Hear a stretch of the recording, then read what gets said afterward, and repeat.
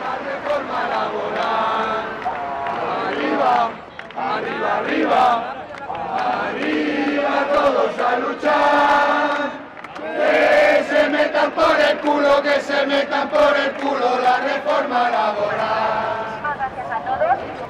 Ahora mismo nos vamos a... ¡Estos son los piquetes del patrón! ¡Y aquí están! ¡Esos son! ¡Los piquetes del patrón!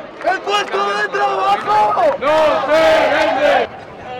Encima los despidos los quiere hacer este señor a dedo, ¿no? Lo que quiere es eliminar a la gente que él entiende que son los de primera línea o los luchadores, y digo yo, ¿y quién le va a decir quiénes son los luchadores si él no ha estado entre nosotros, ¿no? ¿Algún chivatillo del sindicato o del comité, o van a jugar a ese juego? Me hace mucha gracia cuando dice que quieren echar al comité. A mí me hace mucha gracia todo esto porque él mismo sabe que no lo puede echar. Yo intuyo que esto es una jugarreta para que de alguna manera el sindicato vuelva a retomar las negociaciones y colgarse la medallita